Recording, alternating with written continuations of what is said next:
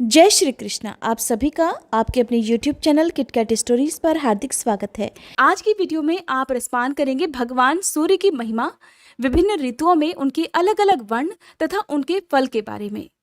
साथ ही आप सुनेंगे भगवान सूर्य का अभिषेक और उनकी रथ यात्रा के बारे में भी।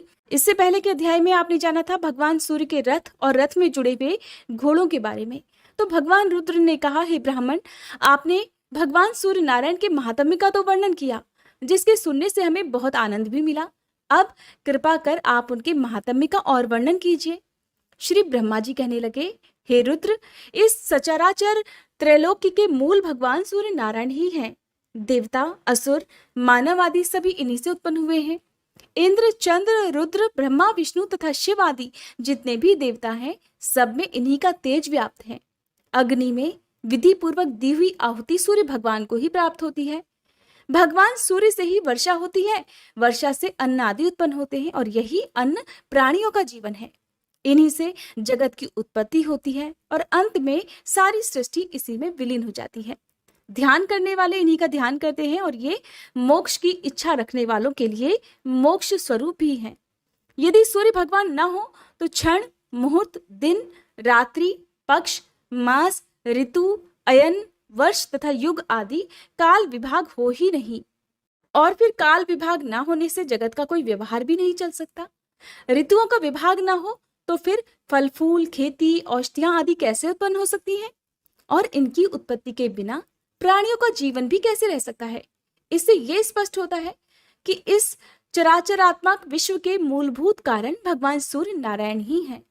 सूर्य भगवान वसंत ऋतु में कपिल वर्ण, ग्रीष्म ऋतु में स्वर्ण के समान, वर्षा में श्वेत, शरद ऋतु में पांडु वर्ण, हेमंत में ताम्र वर्ण और शिशिर ऋतु में रक्त वर्ण के होते हैं। इन वर्णों का अलग अलग फल है। रुद्र, आप उसे भी सुनिए। यदि सूर्य भगवान असमय में कृष्ण वर्ण के हों तो संसार में भय होता है। ताम्र वर्ण के हों तो सेनापति का नाश होता है। पीत वर्ण के हों तो राजकुमार की मृत्यु, श्वेत वर्ण के हों तो राज पुरोहित का ध्वंस और चित्र अथवा धूम्र वर्ण के होने से चोर और शस्त्र का भय होता है। परंतु ऐसा वर्ण होने के बाद यदि बरसात हो जाती है तो फिर अनिष्ट फल नहीं होते हैं। अब जानिए भगवान सूर्य का अभिषेक और उनकी रथ यात्रा के बारे में। तो भगवान रुद्र ने पूछा, हे ब्राह्मण, भगवान सूर्य की रथ यात्रा कब और किस विधि से की जाती है? रथ यात्रा करने वाले, रथ को खींचने वाले, रथ को वहन करने वाले, रथ के साथ चलने वाले और रथ के आगे नृत्य गान करने वाले, रात्रि जागरण करने वाले पुरुषों को क्या फल प्राप्त होता है? इसे आप लोक कल्याण के लिए विस्तार पूर्वक बताइए। तब श्री ब्रह्मा जी कहने लगे, हे रुद्र, आपने अत्यंत उत्तम प्रश्न पूछा है। अब मैं इसका वर्णन करता हूँ, आप इसे एकाग्र मन से सुनिए। भगवान सूर्य की रथ यात्रा और इंद्रोत्सव, ये दोनों जगत के कल्याण के लिए मैंने प्रवर्तित किए हैं। जिस देश में ये दोनों महोत्सव आयोजित किए जाते हैं वहां दुर्भिक्ष अर्थात अकाल आदि उपद्रव नहीं होते और न ही चोरी आदि का भय ही रहता है। इसलिए अकाल आदि उपद्रवों की शांति के लिए इन उत्सवों को मनाना चाहिए। मार्गशीर्ष के शुक्ल पक्ष की सप्तमी को घी के द्वारा भगवान सूर्य को श्रद्धा पूर्वक स्नान कराना चाहिए। ऐसा करने वाला पुरुष सोने के विमान में बैठकर अग्निलोक को जाता है, वहां दिव्य भोग प्राप्त करता है। जो व्यक्ति शक्कर के साथ शाली चावल का भात, मिष्ठान और चित्रवर्ण के भात को भगवान सूर्य को अर्पित करता है, वह ब्रह्मलोक को प्राप्त होता है। जो प्रतिदिन भगवान सूर्य को भक्ति पूर्वक घी का उबटन लगाता है, वह परम गति को प्राप्त होता है। पौष शुक्ल सप्तमी को तीर्थों के जल अथवा पवित्र जल से वेद मंत्रों के द्वारा भगवान सूर्य को स्नान कराना चाहिए। सूर्य भगवान के अभिषेक के समय प्रयाग, पुष्कर, कुरुक्षेत्र, नैमिष, प्रथदूतक अर्थात पेहवा, शोण, गोकर्ण, ब्रह्मावर्त, कुशावर्त, बिल्वक, नील पर्वत, गंगद्वार, गंगा सागर, कालप्रिय, मित्रवन, भांडीर वन, चक्र तीर्थ, राम तीर्थ, गंगा, यमुना, सरस्वती, सिंधु, चंद्रभागा, नर्मदा, विपाशा अर्थात व्यास नदी, तापी, शिवा, वेत्रवती अर्थात बेतवा, गोदावरी, पयोष्णी अर्थात मंदाकिनी, कृष्णा, वेण्या, शतद्रु अर्थात सतलज, पुष्करणी, कौशिकी अर्थात कोसी तथा सरयू आदि सभी तीर्थों, नदियों और समुद्रों का स्मरण करना चाहिए। दिव्य आश्रमों और देव स्थानों का भी स्मरण करना चाहिए। इस प्रकार स्नान कराकर 3 दिन, 7 दिन, एक पक्ष अथवा मास भर उस अभिषेक के स्थान में ही भगवान का अधिवास करे और प्रतिदिन भक्ति पूर्वक उनकी पूजा करता रहे। माघ मास के कृष्ण पक्ष की सप्तमी को मंगल कलशों तथा वितान आदि से सुशोभित चौकोर और पक्के ईंटों से बनी वेदी पर सूर्य नारायण को भली भांति स्थापित कर हवन, ब्राह्मण भोजन, वेद पाठ और विभिन्न प्रकार के नृत्य, गीत, वाद्य आदि उत्सवों को करना चाहिए। फिर माघ शुक्ल चतुर्थी को अयाचित व्रत करे, पंचमी को एक बार भोजन करे, षष्ठी को रात के समय ही भोजन करे और सप्तमी को उपवास कर हवन, ब्राह्मण भोजन आदि संपन्न करे। सबको दक्षिणा देकर पौराणिक की भलीभांति पूजा करे। फिर रत्न जटित स्वर्ण के रथ में भगवान सूर्य को विराजित करे और उस रथ को उस दिन मंदिर के आगे ही खड़ा रखे। रात में जागरण करे और फिर रात में भजन कीर्तन चलता रहे। माघ शुक्ल अष्टमी को रथ यात्रा करनी चाहिए। रथ के आगे विविध बाजे बजते रहे, नृत्य, गीत और मंगल वेद ध्वनि होती रहे।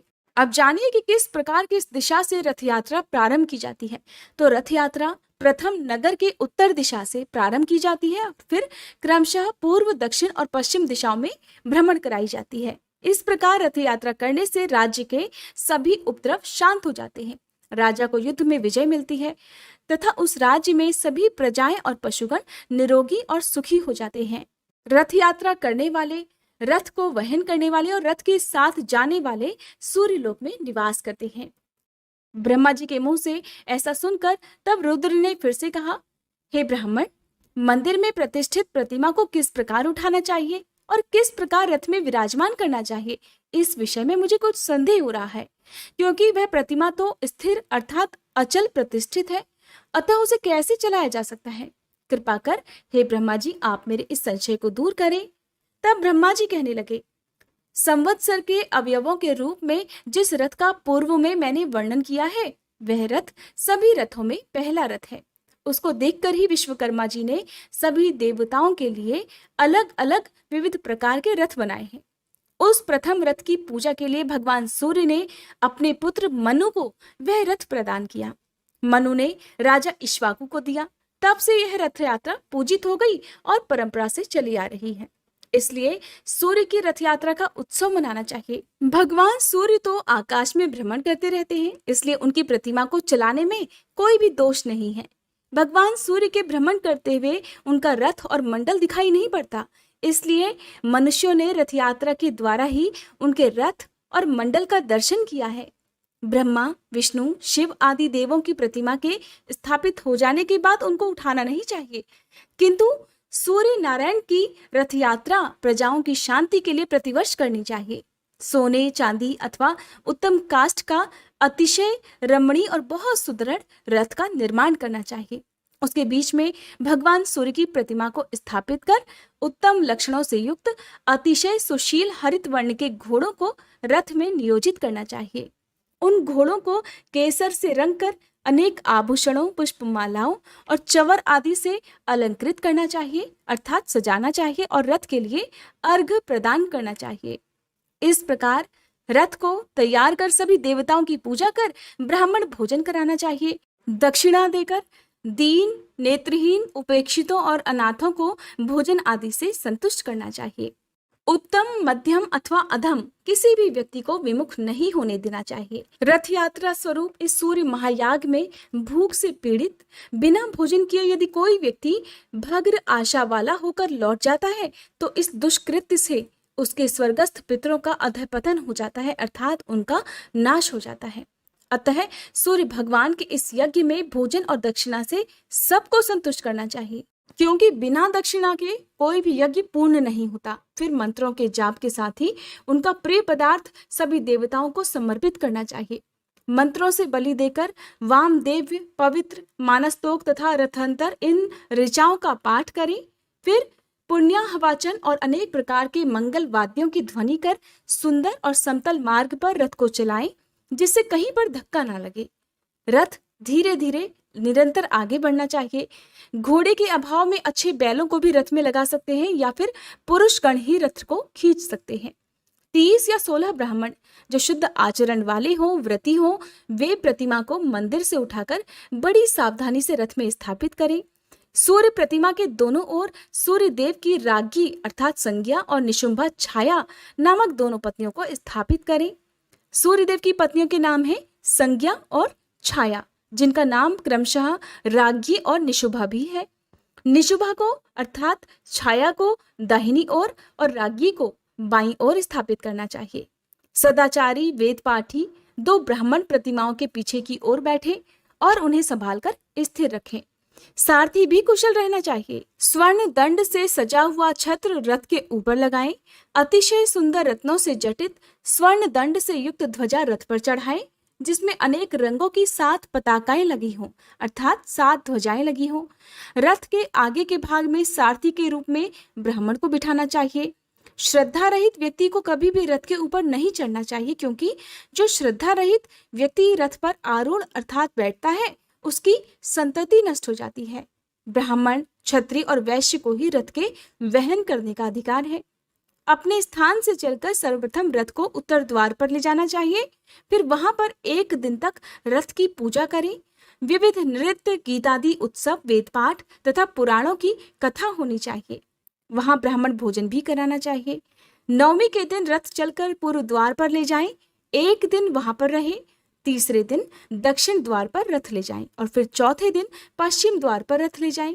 फिर वहां से नगर के मध्य में रथ ले जाया जाए। वहां पूजन और उत्सव करें, दीपमाला प्रज्वलित करें, ब्राह्मणों को दान दें, भोजन कराएं।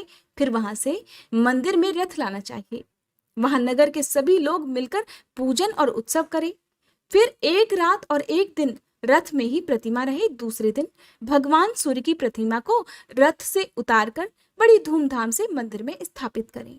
इस प्रकार सप्तमी से त्रयोदशी तिथि तक रथ यात्रा होनी चाहिए। साथ ही चतुर्दशी को प्रतिमा पूर्व स्थान में स्थापित कर दी जाती है। इस रथ यात्रा के करने से सभी विघ्न, सभी बाधाएं दूर हो जाती हैं। हरे कृष्णा। आज का अध्याय समाप्त हुआ। इसके आगे की कथा सुनने के लिए कृपया आप अगली वीडियो का इंतजार जरूर कीजिएगा।